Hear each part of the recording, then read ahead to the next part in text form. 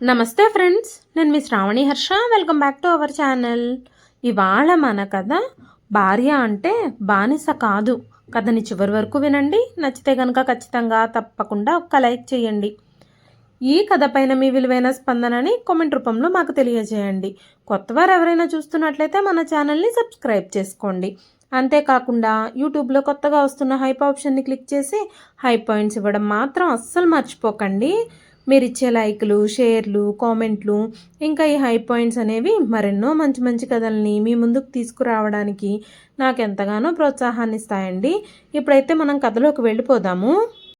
అది తూర్పుగోదావరి జిల్లాలోని ఒక చిన్న గ్రామం. ఆ గ్రామం చివరిలో ఒక చిన్న పెంకుటిల్లు, ముందు చిన్న తులసి కోట, ఇంటి చుట్టూ మట్టి ప్రాంగణం. ఆ ప్రాంగణంలో కొన్ని పూల మొక్కలు, కొన్ని కాయగూరల మొక్కలు, పక్కనే 2 కొబ్బరి చెట్లు. ఆ చిన్నింట్లోనే రాఘవరావు, జానకి దంపతులు తమ జీవితాన్ని సంతోషంగా గడుపుతున్నారు. సంపద పెద్దగా లేకపోయినా మంచి మనసుకి మాత్రం కొదువలేదు. రాఘవరావు గ్రామంలోని ఎరువుల దుకాణంలో గుమస్తాగా పనిచేసేవాడు. నెల జీతం ఇంటి ఖర్చులకి సరిపోతే చాలు అన్నట్టే ఉండేది. జానకి ఇంటి పనులతో పాటు ఖాళీ సమయాల్లో చీరలకి ఫాల్స్ కుట్టేది. అలా వచ్చిన చిన్న ఆదాయం కూడా ఆ కుటుంబానికి ఆసరాగా మారేది. వాళ్ళిద్దరి జీవితంలో పెద్ద సంపద డబ్బు కాదు, వాళ్ళ కుటుంబమే. పెళ్ళై 3 సంవత్సరాల తర్వాత వాళ్ళింట్లో మొదటి సంతానం పుట్టింది. ఆడపిల్ల. పసిపాపని చేతిలోకి తీసుకున్న రాఘవరావు కళ్ళల్లో ఆనంద బాష్పాలు మెరిశాయి. నాకు మహాలక్ష్మి పుట్టింది జానకి అంటూ ఆ చిన్నారిని గుండెలకి హత్తుకున్నాడు. ఆ పాపకి సౌమ్య అని పేరు పెట్టారు. గ్రామంలో కొందరు మొదటే అమ్మాయా అని మాట్లాడినా రాఘవరావు ఒక్కసారి కూడా నిరాశపడలేదు. ఆడపిల్ల ఇంటికి అదృష్టం అని గర్వంగా చెప్పేవాడు. సౌమ్య పెరిగే కొద్దీ ఇల్లంతా నవ్వులతో నిండిపోయేది. చిన్నప్పటి నుంచే చాలా మృదు స్వభావం ఉన్న అమ్మాయి తను. ఎవరితోనూ గట్టిగా మాట్లాడేది కాదు. స్కూల్ నుంచి రాగానే అమ్మకి నీళ్లు తీసుకురావడం, నాన్న వచ్చేటప్పుడు సంచి అందుకోవడం, ఇంటి ముందు ముగ్గులు వేయడం.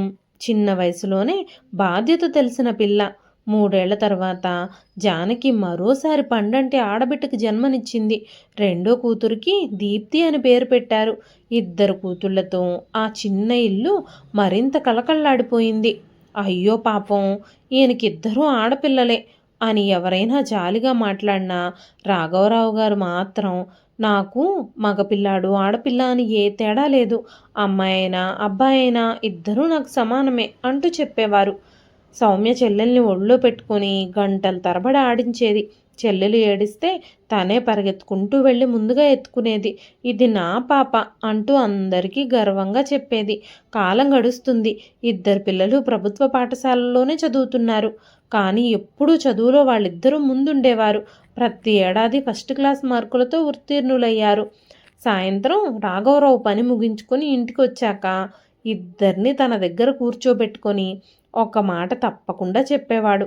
డబ్బు ఎప్పుడైనా సంపాదించుకోవచ్చు, కానీ మనిషిలో ఉన్న మంచితనం పోతే మళ్ళీ తిరిగి రాదు.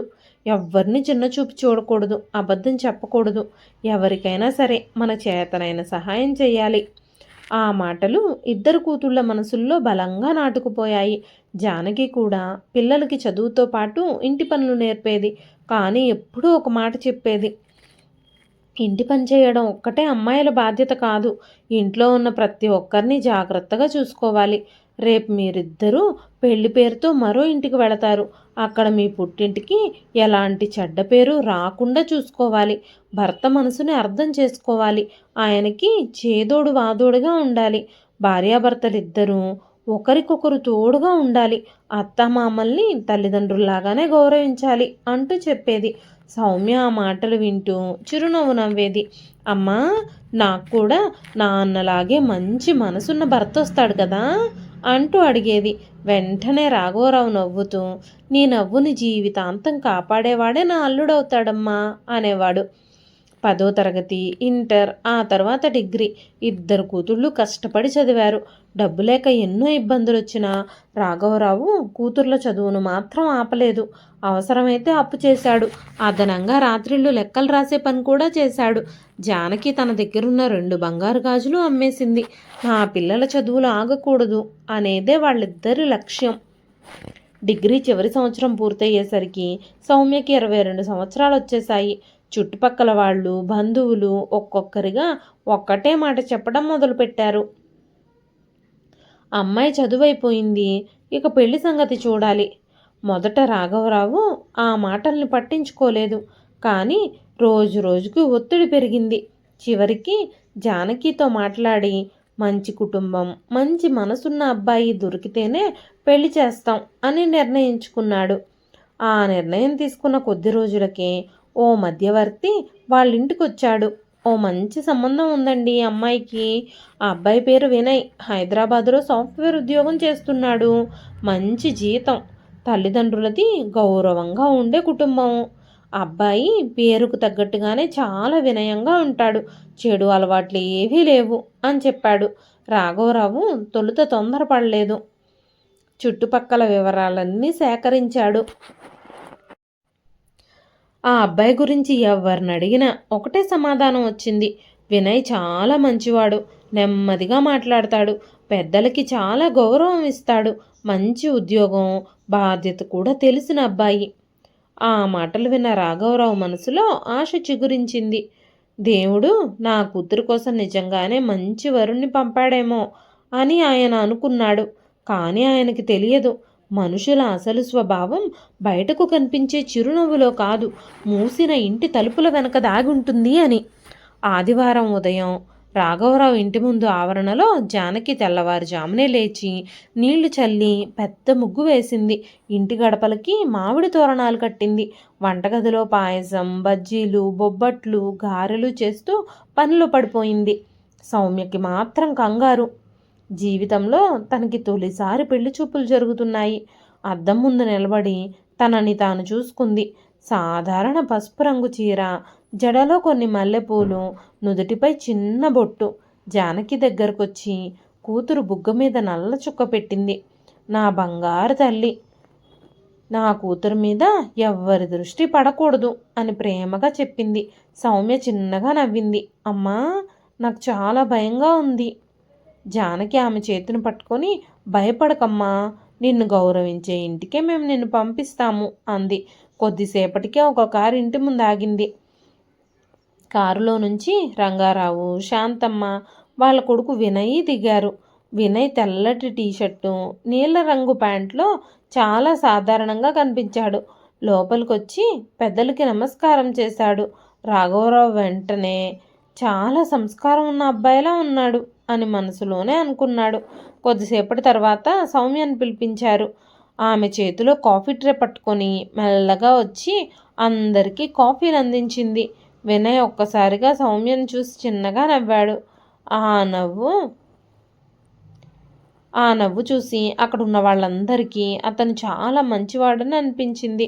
మధ్యవర్తి నవ్వుతూ, ఇద్దరూ కాసేపు మాట్లాడుకోండి అన్నాడు. ఇద్దరిని ఇంటి వెనక తోటలోకి పంపించారు.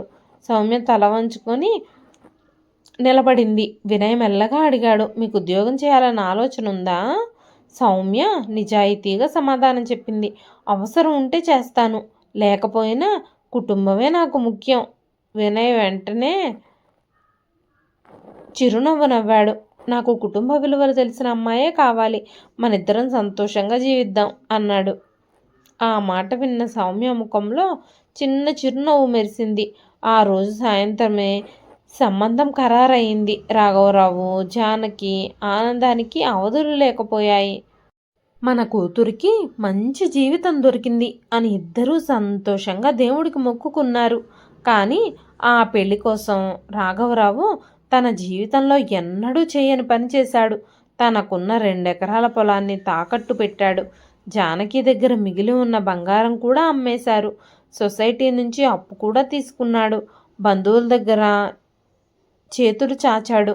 నా కూతురు సుఖంగా ఉండాలి, ఈరోజు కష్టపడితే జీవితాంతం ఆమె సంతోషంగా ఉంటుంది అనే ఒక్క ఆలోచనతో శక్తికి మించిన అప్పులు చేశాడు. పెళ్లి రోజు రానే వచ్చింది.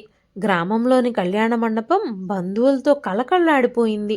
సౌమ్య పెళ్లి కూతురు ముస్తాబులో అప్సరసలా కనిపిస్తోంది. రాఘవరావు కన్యాదానం చేస్తూ కూతురి చేతిని వినయ్ చేతిలో పెట్టిన క్షణంలో ఆయన కన్నీళ్ళు ఆపుకోలేకపోయాడు. బాబూ, నా కూతుర్ని ఎప్పుడూ సంతోషంగా చూసుకో అని గొంతు బిగుసుకొని అన్నాడు. వినయ్ వెంటనే ఆయన చేతులు పట్టుకుని, మావయ్య, మీరు ఆందోళన పడకండి, సౌమ్యని నేను చాలా జాగ్రత్తగా చూసుకుంటాను అంటూ చెప్పాడు. ఆ మాటలు విన్న రాఘవరావు మనసంతా ఆనందంతో నిండిపోయింది. పెళ్లి ఘనంగా జరిగింది. 3 రోజుల పాటు బంధువులు, ఆత్మీయులు, నవ్వులు, ఆటలు, సరదాలు. సౌమ్యకు తన జీవితం నిజంగా ఒక కలలాగా అనిపించింది. 4వ రోజు వినయ్ హైదరాబాద్కు బయలుదేరాల్సి వచ్చింది. రాఘవరావు, జానకి కూడా కూతురుతో పాటు హైదరాబాద్ వెళ్ళారు.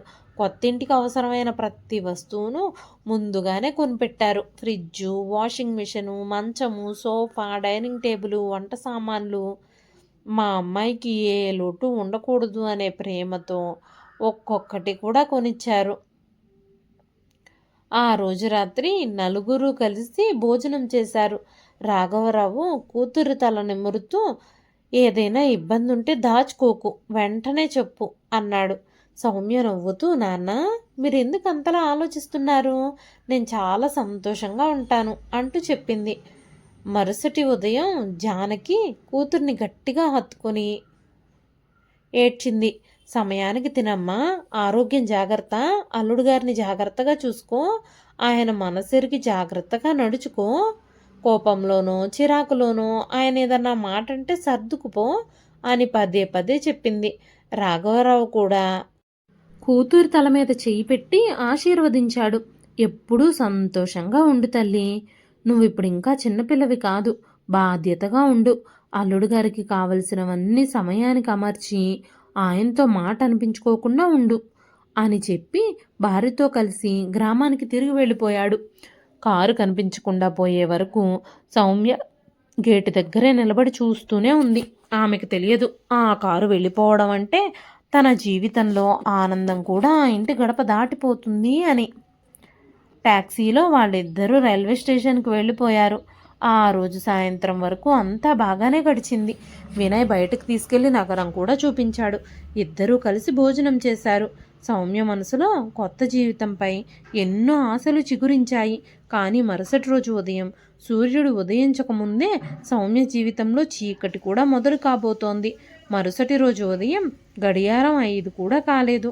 సౌమ్య ఇంకా కొత్త ఇంటి వాతావరణం సౌమ్యకి ఇంకా అలవాటు కాలేదు. ఇల్లు సర్దుకోవడం, సామాన్లన్నీ సర్దుకోవడంతో రాత్రి ఆలస్యంగా నిద్రపోవడంతో తను ఆ సమయంలో గాఢ నిద్రలో ఉంది. సౌమ్య అని వినయ్ ఒక్కసారిగా గట్టిగా పిలిచాడు. ఆమె ఉలిక్కిపడి లేచింది.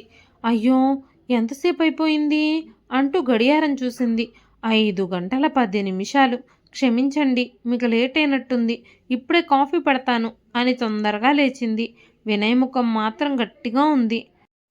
రోజు నేను లెగవకముందే కాఫీ రెడీగా ఉండాలి. నేను ఆఫీస్కి వెళ్ళేవాడిని. ఇంట్లో ఇలాంటివి నాకు అస్సలు ఇష్టం ఉండదు. ఏ పని ఆలస్యంగా జరగడం నాకు నచ్చదు.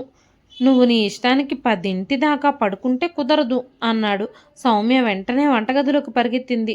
పాలు పెట్టింది, కాఫీ తయారు చేసింది, అల్పాహారం చేయడానికి సిద్ధమైంది. ఆ రోజు వినయ్ వెళ్ళిపోయిన తర్వాత ఆమె తనలో తానే అనుకుంది, కొత్త ఇల్లు కదా, కాస్త ఆలస్యం చేసేసాను, అందుకే ఆయన కొంచెం కోపం వచ్చినట్టుంది, ఇకపై జాగ్రత్తగా ఉంటాను, సమయానికే లేస్తాను అని తనకి తానే సర్ది చెప్పుకుని ఓదార్చుకుంది.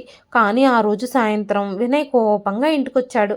సోఫా మీద కూర్చున్న సౌమ్యను చూసి, ఆడవాళ్ళంటే ఎప్పుడూ ఏదో ఒక పని చేస్తూ ఉండాలి, ఇలా తీరిగ్గా కూర్చోకూడదు, ఇలా కూర్చుంటే నాకు అస్సలు నచ్చదు, నేను వచ్చే టైం అయింది కదా, కనీసం నాకు స్నాక్స్ అన్నా చేసి రెడీగా ఉంచాలని కూడా నీకు తెలీదా, లే త్వరగా వెళ్ళి నాకు స్నాక్స్, టీ తీసుకురా అంటూ చెప్పాడు. గబ్బగబ్బా సౌమ్య స్నాక్స్ చేసుకొని టీ పొయ్యి మీద పెట్టి తీసుకొచ్చి తన పక్కనే కూర్చుంది. అంతే, వినయ్ ఆ ప్లేట్ని విసిరి కొట్టాడు. కొంచెమైనా బుద్ధి లేదా నీకు? మొగుడు సోఫాలో కూర్చుంటే పెళ్ళం కింద కూర్చోవాలి అని తెలియదా అంటూ తనని సోఫా మీద నుంచి కిందకి నెట్టాడు. తను ఏడుస్తూ వంటగదిలోకి వెళ్ళింది. పొయ్యి మీద టీ మరుగుతున్నాయి. మరోపక్క తన కళ్ళల్లో నీళ్లు కూడా కారిపోతున్నాయి. ఆ రోజు రాత్రి సౌమ్య వినయ్ పక్కన కూర్చుని భోజనం చేసే సాహసం కూడా చేయలేదు. వినయ్ తిన్న తర్వాత మిగిలిపోయిన అన్నం మాత్రమే తను తింది.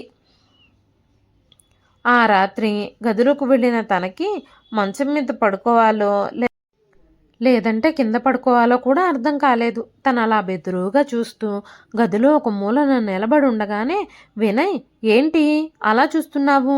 భర్త కోరికలు తీర్చడం భార్యగా నీ ధర్మం, అది కూడా చెప్పాలా? వచ్చి పక్కన పడుకో అన్నాడు. తను భయపడుతూనే వెళ్ళి మంచం మీద పడుకుంది. తన ఇష్టంతో కానీ, అంగీకారంతో కానీ, తన బాధతో కానీ సంబంధం లేకుండా తన కోరికలు మాత్రమే తీర్చుకొని తన పని అయిపోయాక సౌమ్యని మంచం మీద నుంచి కిందకి నెట్టేశాడు. నేను నీ భర్తను కాబట్టి మంచం మీద పడుకోవాలి, నువ్వు కింద పడుకోవాలి. ఇక నుంచి ఇలాంటి విషయాల్లో జాగ్రత్తగా గుర్తుపెట్టుకో అన్నాడు. సౌమ్య ఏడుస్తూ మోచేయి తల కింద పెట్టుకుని రాత్రంతా అలాగే పడుకుంది. ఇక అది ఒక్కరోజు విషయం కాదు, రోజువారీ కార్యక్రమంలా మారిపోయింది. ఆ తర్వాత ప్రతి ఉదయము అదే ఒత్తిడి. గడియారం 4 గంటలైందంటే సౌమ్య లేచి వంటగదిలో ఉండి తీరాల్సిందే. ముందుగా కాఫీ, తర్వాత 2 రకాల అల్పాహారాలు, మధ్యాహ్నం భోజనానికి 3 రకాల కూరలు, అన్నం, పప్పు, చారు, పెరుగు. ఆ తర్వాత వినయ్ ఆఫీస్కి వేసుకునే బట్టలు ఇస్త్రీ చేయాలి, బూట్లు తుడవాలి, ల్యాప్టాప్ బ్యాగ్ సిద్ధం చేయాలి, నీళ్ళ బాటిల్ నింపాలి. ఏ చిన్న విషయం మర్చిపోయినా వినయ్ ముఖంలో చిరాకు కనిపించేది. ఇంత చిన్న పని కూడా సరిగ్గా చేయలేవా నువ్వు అని విసుక్కునేవాడు. సౌమ్య ఒక్క మాట కూడా ఎదురు చెప్పేది కాదు. సరే, ఇకపై జాగ్రత్తగా ఉంటాను అని మాత్రమే చెప్పేది. రోజులు గడుస్తున్న కొద్దీ వినయ్ ప్రవర్తనలోని అసలు స్వభావం బయటపడడం మొదలైంది. అతను సౌమ్యతో భార్యగా కాదు, ఇంటి పనులు చేసే పని మనిషిలా, తన శారీరక అవసరాలు తీర్చే ఒక బొమ్మలాగా మాత్రమే మాట్లాడేవాడు. తనని ఒక బానిసలా చూసేవాడు. ఇద్దరూ కలిసి భోజనం చేసే సందర్భమే ఉండేది కాదు. ముందుగా వినయ్ తినేవాడు. అతను లేచి వెళ్ళిపోయిన తర్వాతే సౌమ్య తినడానికి కూర్చోవాలి. కొన్ని రోజులు సరిపడా సరుకులు కూడా ఉండేవి కాదు. వినయ్ తెచ్చే కూరగాయలు, బియ్యం కూడా లెక్క పెట్టి మరీ తెచ్చినట్టే ఉండేవి. వృధా చెయ్యొద్దు అనే పేరుతో ప్రతి గింజ లెక్క పెట్టేవాడు. సౌమ్య మాత్రం తన భర్త ఉద్దేశం అర్థమై తనకి మాత్రమే వంట చేసి తను తినగా మిగిలిందే తను తినేది. ఏమీ మిగలకపోతే పస్తుండేది.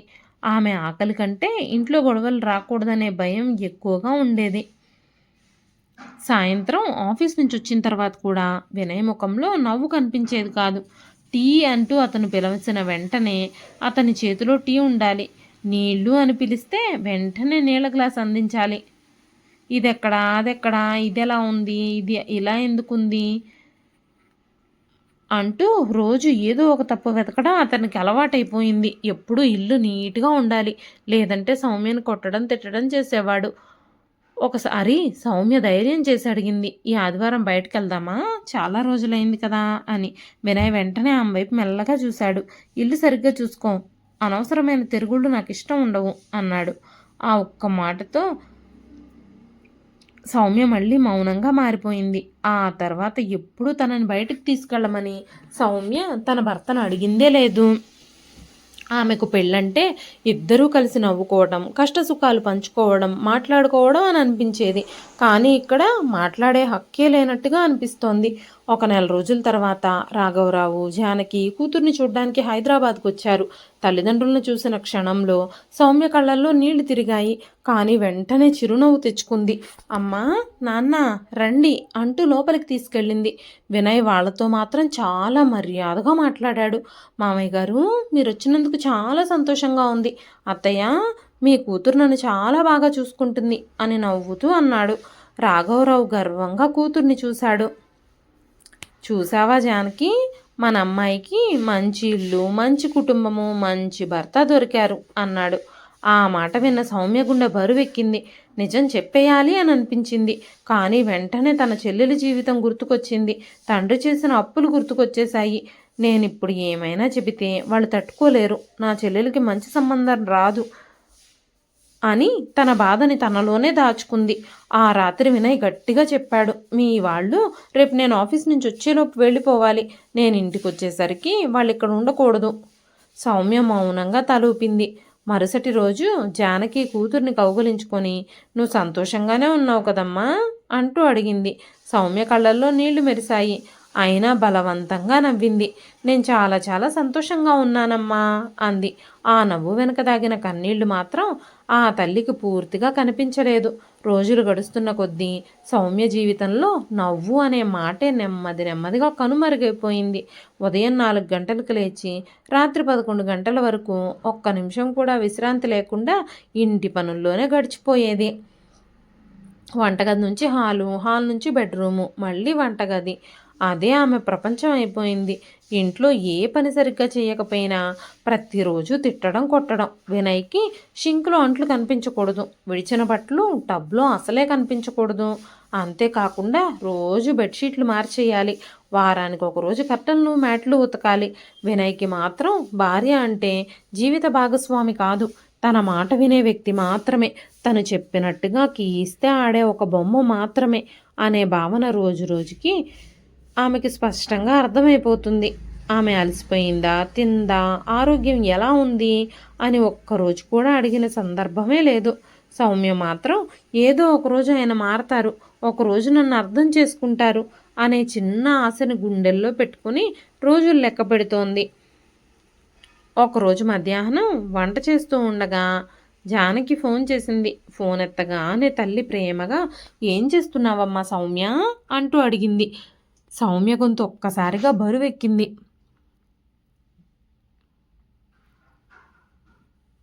"వంట చేస్తున్నానమ్మా" అంటూ చెప్పింది. "సరైన సమయానికి తింటున్నావా?" అని అడిగిన ప్రశ్నకి ఆమె కాసేపు మౌనంగా ఉండిపోయింది. వెంటనే తేరుకుని, "తింటున్నానమ్మా, ఆయన నన్ను చాలా బాగా చూసుకుంటున్నారు, మీరెలా ఉన్నారు?" అంటూ మాట మళ్ళించింది. కూతురు మాటల్లో ఏదో వెలితి వినిపించినా జానకి ఎక్కువగా ఆరా తీయలేదు. "జాగ్రత్తగా ఉండు తల్లి" అని చెప్పి ఫోన్ పెట్టేసింది.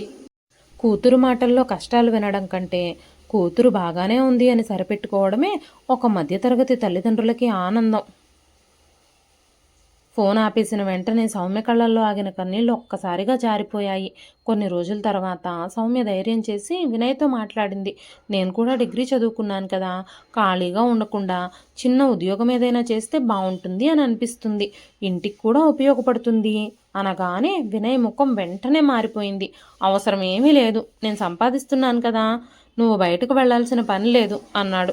"నేను డబ్బుల కోసం కాదండి, రోజంతా ఇంట్లో ఉండి నాకు బోర్గా అనిపిస్తుంది" అని సౌమ్య మెల్లగా చెప్పగానే వినయ్ కోపంతో కూడిన స్వరంతో, "ఏం, నీకు నేను సరిపోవడం లేదా?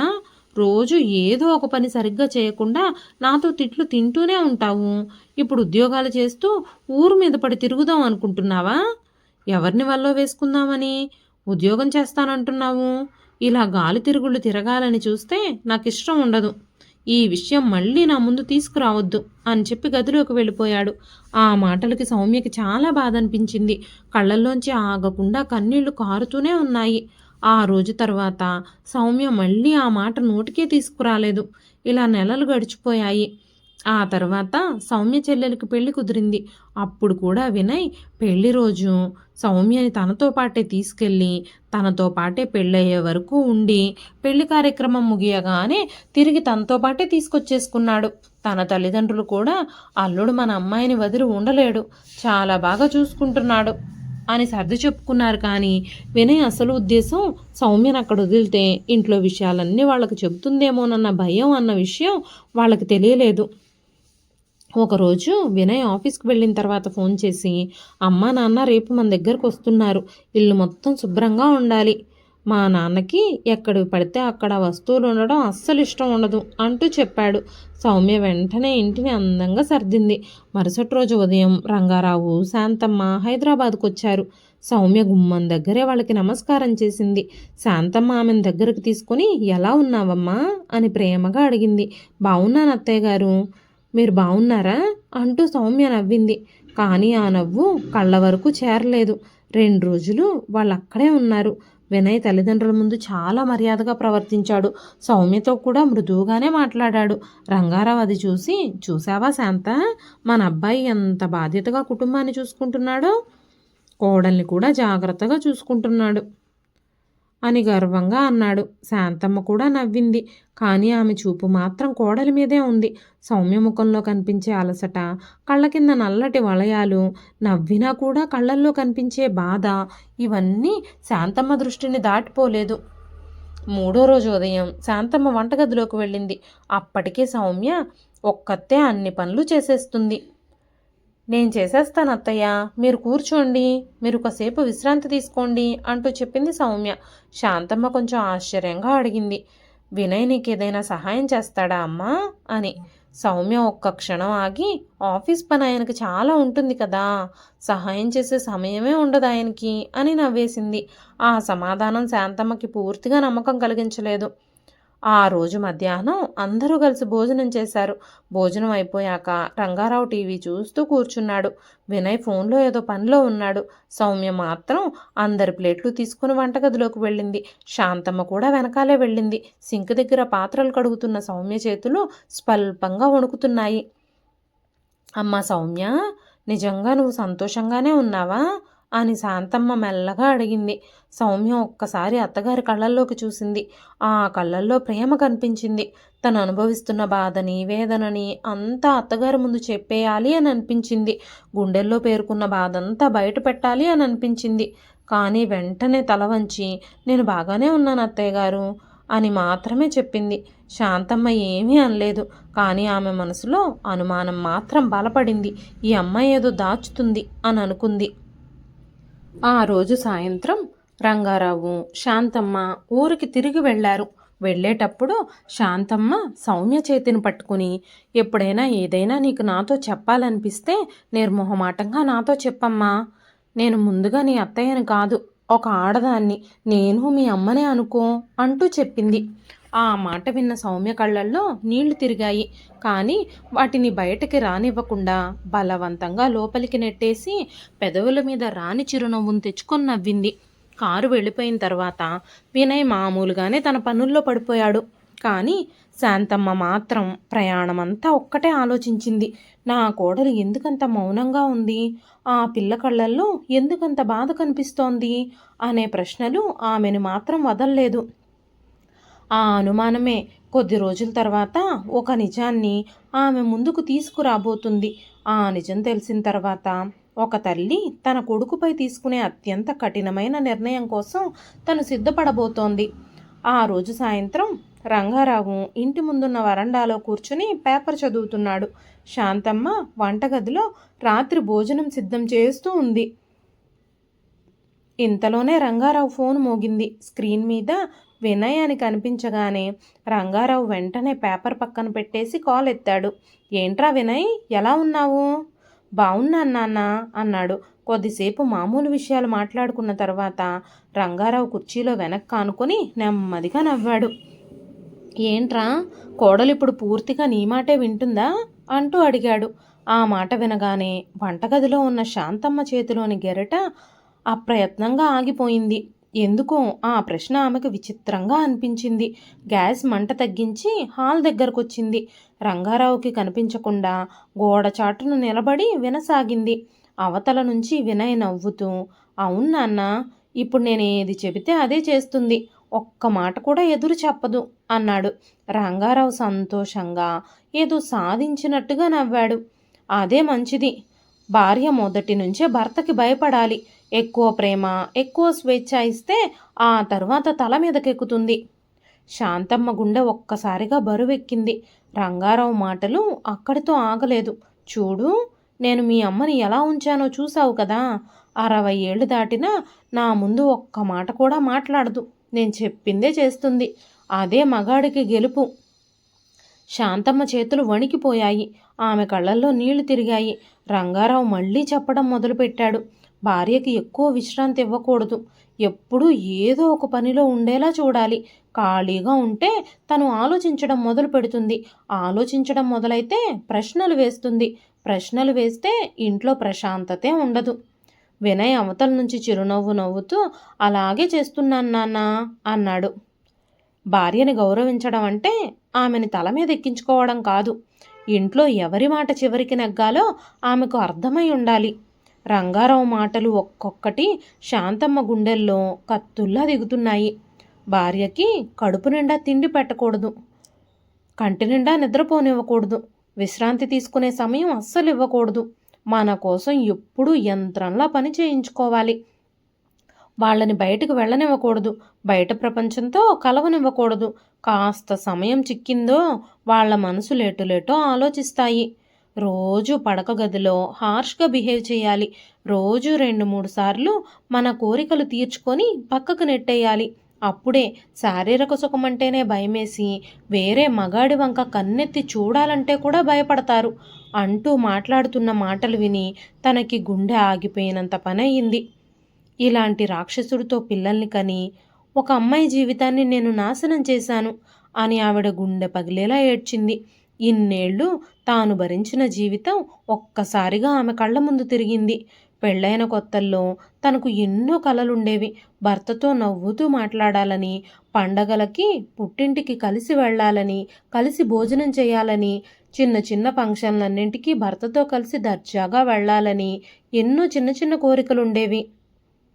కానీ అవన్నీ ఒక్కొక్కటి కాలంతోనే కలిసి చచ్చిపోయాయి.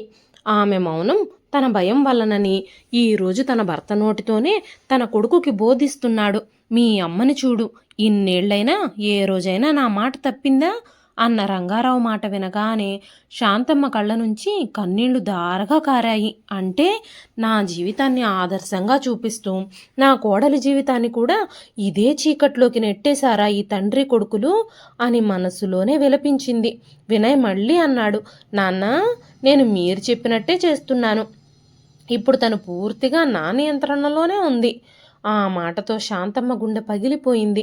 ఆమెక వినలేక నిశ్శబ్దంగా ఏడుస్తూ తన గదిలోకి వెళ్ళిపోయింది. తలుపులు వేసుకొని మంచం మీద కూర్చుంది. 2 చేతులతో ముఖాన్ని మూసుకొని బిగ్గరగా ఏడవడం మొదలుపెట్టింది. దేవుడా, నేను చేసిన పాపమేమిటి అంటూ వెక్కి వెక్కి ఏడ్చింది. నా జీవితాన్ని నాశనం చేసిన మనిషిని నేను మార్చలేకపోయాను, కానీ నా కొడుకు మాత్రం అలాంటివాడిగా మారకూడదని నేను ఎంత ప్రేమతోనో తనని పెంచాను. మంచి మాటలు చెప్పాను, మనుషుల్ని గౌరవించమని నేర్పించాను, ఆడవాళ్ళకి విలువివ్వమని నేర్పించాను. కానీ చివరికి తండ్రి నీడలోనే, తండ్రి అడుగుజాడల్లోనే నడుస్తున్నాడా? ఒక్కసారిగా ఆమెకి ఊపిరి ఆడనట్టయింది. ఆ రాత్రంతా ఆమెకు నిద్రే లేదు. ఉదయం దేవుడి ముందు దీపం వెలిగించింది, చేతులు జోడించింది. ఇప్పటి వరకు నేను నా బాధని భరించాను, కానీ ఇంకో అమ్మాయి జీవితాన్ని నా కళ్ళ ముందు నేను నాశనం కానివ్వను. సౌమ్యని నరకం నుంచి బయటకు తీసుకురావడం నా బాధ్యతే అని గట్టిగా నిర్ణయించుకుంది. అదే రోజు తను రంగారావుతో ఏమీ చెప్పలేదు, మామూలుగానే ఇంటి పనులు చేసింది. రంగారావు పొలం దగ్గరకు వెళ్ళగానే చిన్న సంచిలో 2 చీరలు, కొద్దిగా డబ్బు, అవసరమైన పత్రాలు పెట్టుకుంది. బస్టాండ్కి వెళ్ళి హైదరాబాద్ బస్సు ఎక్కింది. ప్రయాణం అంతా ఆమె కళ్ళ ముందు కనిపించింది ఒక్క సౌమ్య ముఖమే. ఆ పిల్ల ఎంత బాధని ఈ వయసులో ఒంటరిగా మోస్తుందో. నేనంటే పాతకాలం మనిషిని, తను ఈ తరం పిల్ల ఎందుకింత మౌనంగా భరిస్తుందో ఈరోజు తెలుసుకుంటాను. ఇక నుంచి తను ఒంటరి కాదు, నేనున్నాను తనకి అని మనసులోనే అనుకుంటూ కిటికీ బయటకు చూస్తూ కూర్చుంది. వినయ్ ఆఫీస్కి వెళ్ళిపోయిన తర్వాత హైదరాబాద్ చేరుకున్న శాంతమ్మ నేరుగా తన కొడుకింటి ముందు నిలబడింది. ఈసారి అత్తగా కాదు, ఒక తల్లిగా, మరో ఆడపిల్ల జీవితాన్ని కాపాడడానికి వచ్చిన తల్లిగా. శాంతమ్మ ఇంటి తలుపు దగ్గర నిలబడి కాలింగ్ బెల్ నొక్కింది. లోపల నుంచి అడుగుల శబ్దం వినిపించింది. తలుపు తెరిచిన సౌమ్య ఒక్కసారిగా ఆశ్చర్యంతో నిలిచిపోయింది. అత్తయ్య, మీరు అని కళ్ళల్లో ఆనందం, ఆశ్చర్యం కలిసిన స్వరంతో అడిగింది. శాంతమ్మ చిరునవ్వు నవ్వింది. లోపలికి రానివ్వవా అమ్మా, గుమ్మంలోనే నిలబెట్టి ప్రశ్నలు అడుగుతున్నావు అంది. సౌమ్య వెంటనే పక్కకి జరిగి లోపలికి ఆహ్వానించింది. రండత్తయ్య అంటూ హాల్లో కూర్చోబెట్టింది. తాగడానికి నీళ్లు కూడా తీసుకొచ్చిచ్చింది. తన చేతులు వణుకుతున్నాయి. ముఖం మీద బలవంతంగా నవ్వు తెచ్చుకునే ప్రయత్నం చేస్తుంది, కానీ ఆ నవ్వు కళ్ళ వరకు చేరలేదు. వినయ్ ఎక్కడమ్మా అని శాంతమ్మ అడిగింది. ఆఫీస్కు వెళ్ళారత్తయ్యా అంటూ చెప్పింది సౌమ్య. శాంతమ్మ లోతుగా ఊపిరి తీసుకుంది. తాను ఎదురు చూసింది ఇదే క్షణం కోసం. నువ్వు నా దగ్గర కూర్చోమ్మా అంది ప్రేమగా. సౌమ్య నెమ్మదిగా వచ్చి ఎదురుగా కూర్చుంది. కొన్ని క్షణాలు ఇద్దరి మధ్య నిశ్శబ్దం మాత్రమే ఉంది. ఆ నిశ్శబ్దాన్ని శాంతమ్మే చేరిపేసింది. నిన్నొక్క మాట అడుగుతాను, నిజం చెప్తావా అంటూ అడిగింది. సౌమ్య తలూపింది. నువ్వు సంతోషంగానే ఉన్నావా? ఆ ఒక్క ప్రశ్నతో సౌమ్య పెదవుల మీద ఉన్న చిరునవ్వు క్షణంలోనే మాయమైపోయింది. ఆమె తల వంచుకుంది. అత్తయ్య, నేను బాగానే ఉన్నాను అంటూ చెప్పింది. శాంతమ్మ మెల్లగా ఆమె చేతిని తన చేతిలోకి తీసుకుంది. నాకు అబద్ధం చెప్పకమ్మా, నేను కూడా ఒక ఆడదాన్నే. నీ కళ్ళల్లో దాగిన కన్నీళ్ళన్నీ నాకు కనిపిస్తున్నాయి అంది. ఆ మాట వినగానే సౌమ్య కళ్ళల్లో నీళ్లు తిరిగాయి. అయినా తనని తాను అదుపులో పెట్టుకుంది. ఏమీ లేదత్తయ్యా అంది. శాంతమ్మ నెమ్మదిగా తన జీవితం గురించి చెప్పడం ప్రారంభించింది. పెళ్ళైన కొత్తల్లో నాకు కూడా ఎన్నో కలలుండేవి. కాలంతో పాటు ఒక్కొక్కటి మసకబారిపోయాయి. నేను మౌనంగా ఉన్నాను అంటే నేను సంతోషంగా ఉన్నానని కాదు, నా కుటుంబం నిలవాలి అని అనుకున్నాను. కానీ ఆ మౌనం నా కొడుకుకి తప్పుడు పాఠం అవుతుంది అని ఈరోజే అర్థమైంది. ఆ మాటలు విన్న సౌమ్య ఇక తనని తాను ఆపుకోలేకపోయింది. శాంతమ్మ ఒడిలో తల పెట్టుకుని బిగ్గరగా ఏడవడం మొదలుపెట్టింది. అత్తయ్య, నేను చాలా అలసిపోయాను అని వెక్కి వెక్కి ఏడ్చింది. శాంతమ్మ ఆమె తలని నిమురుతూ, ఏడువమ్మా ఏడువు, బాగా ఏడువు, నీ గుండెల్లో భారమంతా దిగిపోయేలాగా ఏడువు, ఇన్నాళ్ళు ఆపుకున్న కన్నీళ్ళన్నింటినీ బయటకు రానివ్వు అంది. కొన్ని నిమిషాల పాటు ఆ ఇంట్లో వినిపించింది సౌమ్య ఏడుపే. కొంతసేపటి తర్వాత సౌమ్య నెమ్మదిగా తేరుకుంది. తన మనసులో దాచుకున్న బాధని ఒక్కొక్కటిగా చెప్పడం ప్రారంభించింది. ఇంట్లో తన మాటకి అస్సలు విలువే లేకపోవడం, తన అభిప్రాయాన్ని తన భర్త పట్టించుకోకపోవడం, ఎప్పుడూ భయంతోనే జీవించడం, ఒంటరిగా ఏడుస్తూ రోజులు గడపడం, ప్రతి రాత్రి వినయ్ తనతో పశువులా ప్రవర్తించడం, ఇవన్నీ చెబుతూ ఉంటే శాంతమ్మ కళ్ళ నుంచి కూడా కన్నీళ్లు జారాయి. చాలమ్మా చాలు అంది శాంతమ్మ. ఇక ఒక్కరోజు కూడా నువ్వు ఈ భయంతో ఈ నరకంలో జీవించాల్సిన అవసరం లేదు. సౌమ్య ఆశ్చర్యంగా చూసింది. అత్తయ్య అంది ఆర్ద్రంగా. నేను నిన్ను తీసుకెళ్లడానికే వచ్చాను అంది శాంతమ్మ దృఢంగా. సౌమ్య ఒక్కసారిగా ఉలిక్కిపడింది. అదెలా సాధ్యం? ఆయన, మామయ్య అంటూ తడబడింది. ఆయన గురించి ఆలోచించుకు, నేను చూసుకుంటాను, నువ్వు ఇక భయపడాల్సిన అవసరం లేదు అంది శాంతమ్మ. ఆ మాటల్లో ఒక తల్లి ధైర్యం ఉంది. ఒక మహిళగా మరో మహిళకు అండగా నిలిచే నమ్మకం ఉంది. సౌమ్య కళ్ళల్లో చాలా రోజుల తర్వాత మొదటిసారి ఆశ అనే వెలుగు కనిపించింది. నిజంగానే నన్ను తీసుకెళ్ళిపోతారా అత్తయ్య? నాకు ఈ నరకం నుంచి విముక్తిని కలగజేస్తారా అని చిన్న పిల్లల ఆశగా చూస్తూ అడిగింది. శాంతమ్మ ఆమె నుదుటిపై ముద్దు పెట్టి, ఇప్పటి నుంచి నువ్వు నాకు కోడలివి కాదు, కూతురువి అంది. ఆ మాట విన్న సౌమ్య మళ్ళీ ఏడ్చింది. కానీ ఈసారి ఆ కన్నీళ్లలో బాధ కంటే ఉపశమనమే ఎక్కువగా ఉంది. శాంతమ్మ గడియారం వైపు చూసింది. వినయ్ సాయంత్రం వచ్చేలోపు మనం ఇక్కడి నుంచి వెళ్ళిపోవాలి. అవసరమైన బట్టలు, సర్టిఫికెట్లు, నీ చదువుకు సంబంధించిన పత్రాలు అన్నీ సర్దుకో, మిగతావన్నీ వదిలేసెయ్యి, మనకి కొత్త జీవితం ముందుంది అని చెప్పగానే సౌమ్య మౌనంగా తలూపింది. ఆమె అల్మారా తెరిచి ఒక్కో వస్తువు సర్దుకుంటూ ఉంటే ప్రతి బట్టతో పాటు తన బాత భయాలను కూడా అక్కడే వదిలేస్తున్నట్టుగా అనిపించింది. ఇక శాంతమ్మ మాత్రం టేబుల్ మీద తెల్ల కాగితము, పెన్ను పట్టుకుంది. ఆ ఉత్తరం వినయ్ జీవితాన్ని శాశ్వతంగా మార్చబోయే ఉత్తరంగా మారబోతుంది. సౌమ్య తన అల్మారాలో ఉన్న బట్టల్ని నెమ్మదిగా చిన్న బ్యాగ్లో సర్దుకుంటుంది. ప్రతి చీర చేతిలో పడినప్పుడు ఈ ఇంట్లో గడిపిన ప్రతిరోజు ఆమె కళ్ళ ముందు మెదిలింది.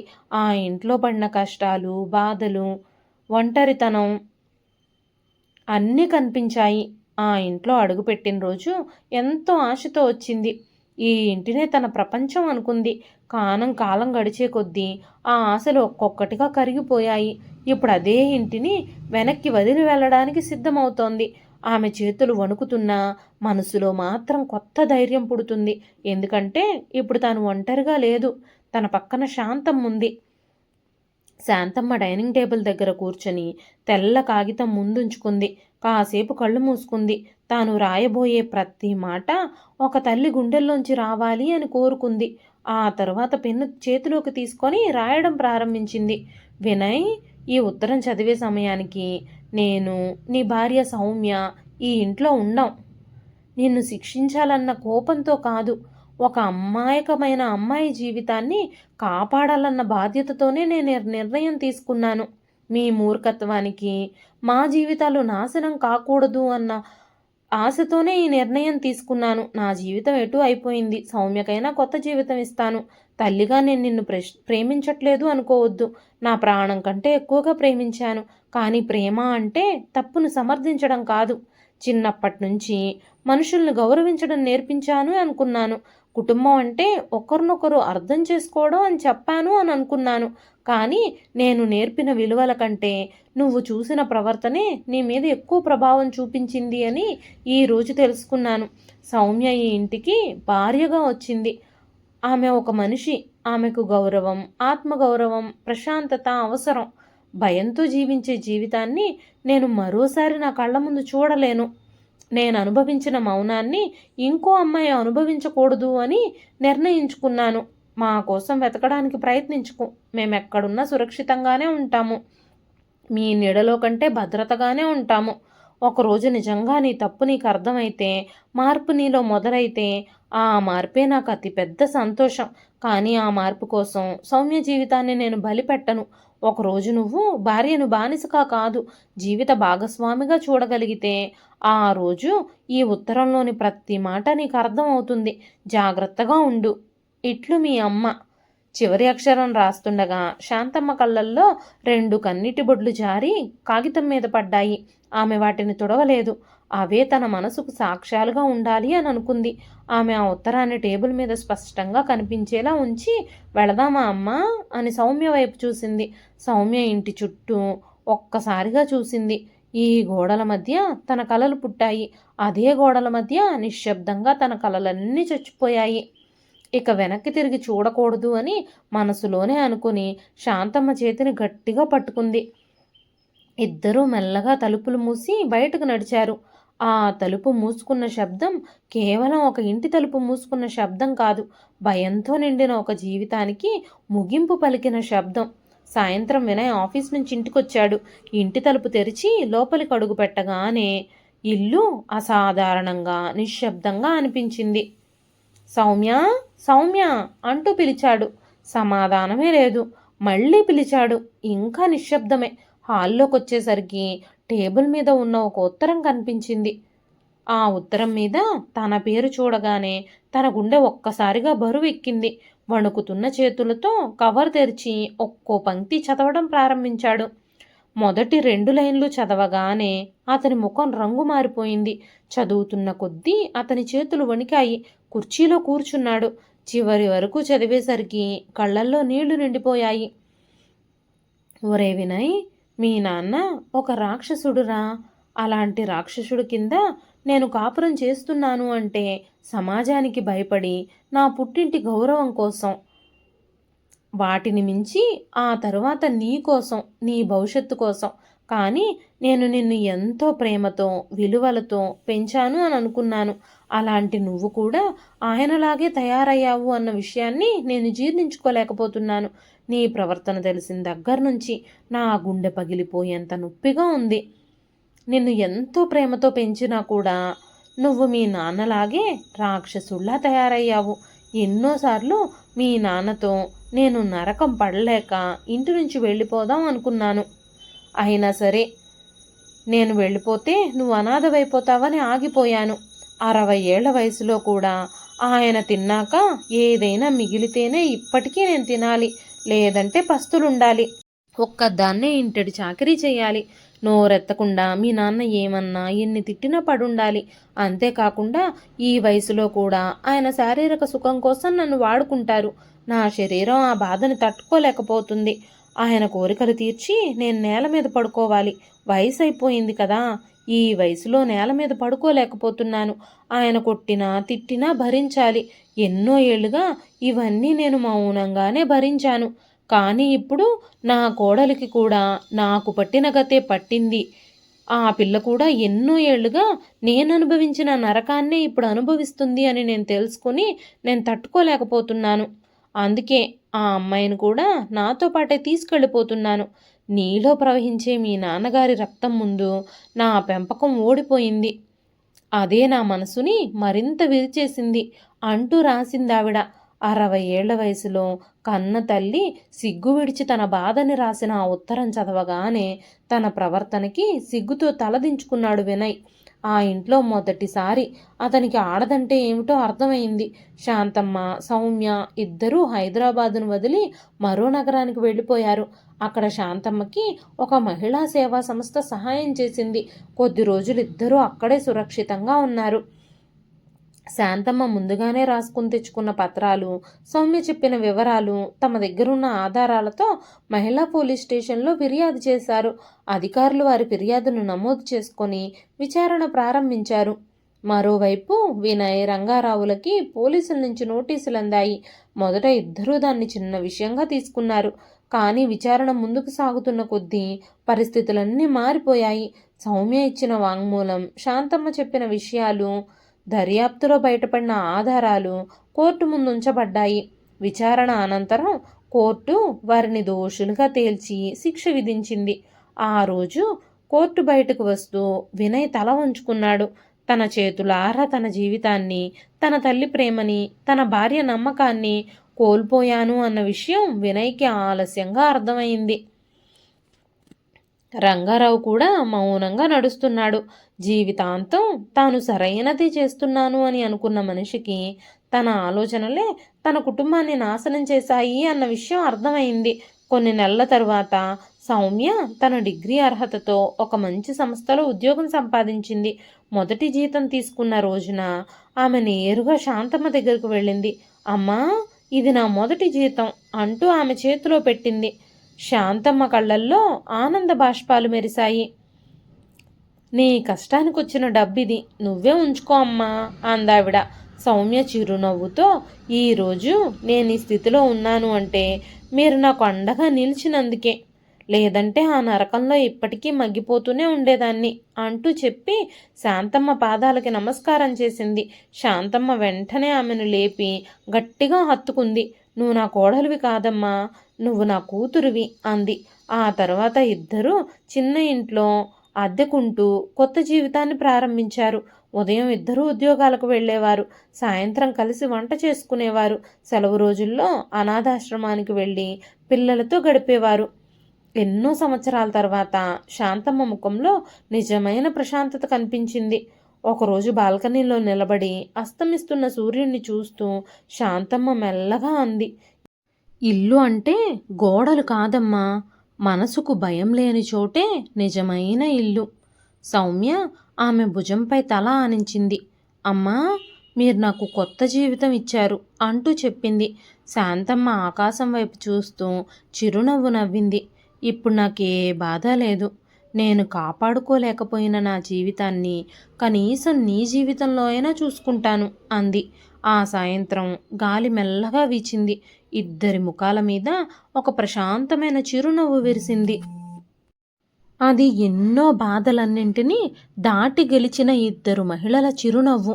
ఆ రోజు నుంచి వారు అత్తాకోడళ్ళుగా కాదు, తల్లి కూతుళ్ళుగా ఆత్మగౌరవంతో, స్వేచ్ఛతో ప్రశాంతంగా కొత్త జీవితాన్ని నిర్మించుకున్నారు. ప్రేమతో నిర్మించిన ఇల్లు మాత్రమే కుటుంబం అవుతుంది. భయంతో నడిపించిన ఇల్లు ఏదో ఒకరోజు ఖాళీ అవుతుంది. ఇదండి ఈరోజు కథ. ఈ కథ మీకు ఎలా అనిపించింది? కథ నచ్చితే ఒక లైక్ చేయండి. ఈ కథ పైన మీ విలువైన స్పందనని కామెంట్ రూపంలో మాకు తెలియజేయండి. మరెన్నో ఇలాంటి ఇంట్రెస్టింగ్ కథల కోసం మన ఛానల్ని సబ్స్క్రైబ్ చేసుకోండి. మరొక మంచి కథతో రేపు మళ్ళీ కలుస్తానండి. అంతవరకు సెలవు. ఉంటానండి.